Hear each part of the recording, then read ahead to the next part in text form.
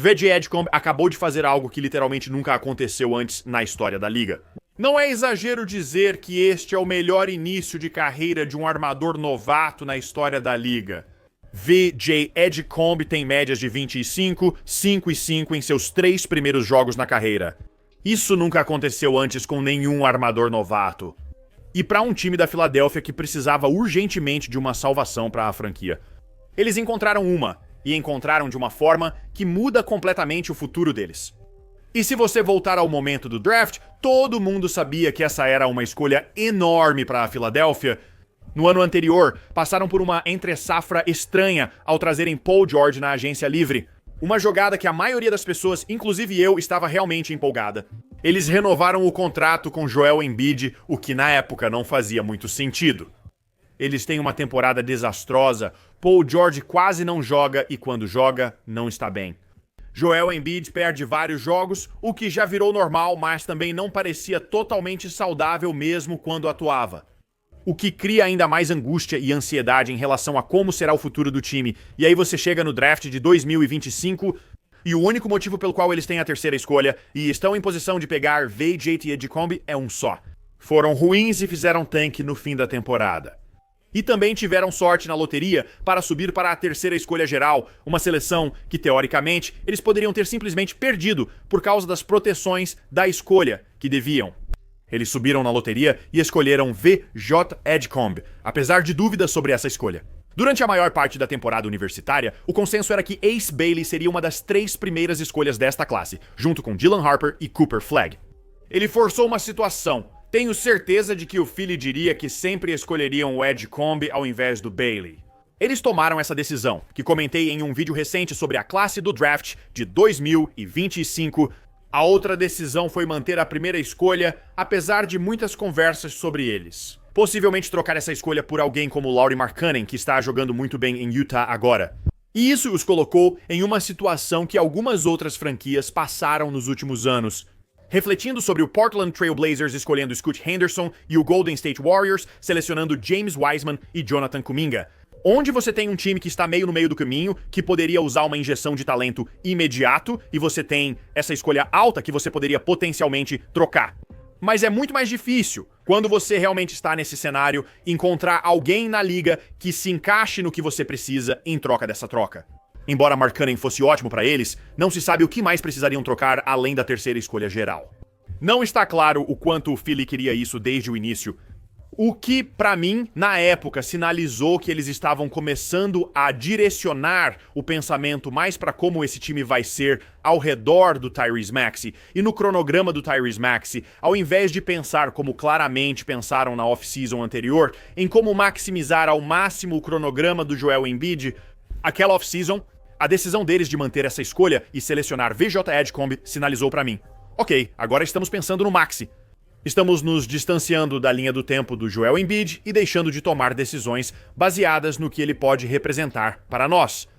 E agora, isso parece uma situação e uma decisão inacreditáveis para a Filadélfia, porque isso não é falso. VJ Edgecombe está acertando muitos arremessos, assim como os Sixers como equipe. Acredito que quase todos têm mais de 40% de acerto nas bolas de 3, mas é verdade. Se você vê os jogos pelo teste do olho, ele tira nota A, ele marca bem, ataca a cesta e toma boas decisões com a bola. Também arremessa bem com e sem ela. Assim, ele e Maxey podem atuar juntos. Maxey está com uma média de 37 pontos por jogo, junto com os 25, 5 e 5 de VJ Edgecombe. É tudo real. Quando você volta para todas as decisões que eles tiveram que tomar na época do draft, eles acertaram em todas elas. Até agora, eles começaram muito bem a temporada com 3-0. Ótimo início para todos do time. Isso levanta duas perguntas. Uma é, quão bons poderíamos ter sido? Paul George e Joel Embiid estão de volta, saudáveis? Paul George ainda não jogou até a gravação deste vídeo, pois se recupera de lesão. Embiid jogou, mas não parece 100% saudável e está com restrição de minutos. E o raciocínio é Maxey Edgecombe. Jared McCain ainda não jogou nada este ano.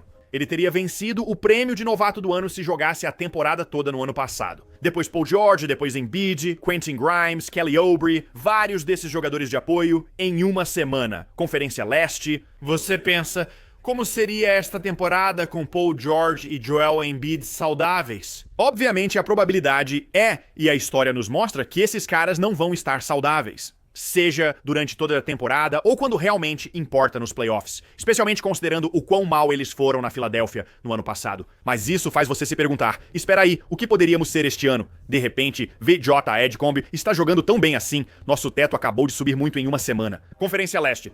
Outra coisa que penso é, seria ótimo não ter Paul George e Joel Embiid no elenco. Esses dois caras têm 300 milhões de dólares garantidos nos próximos 3 anos.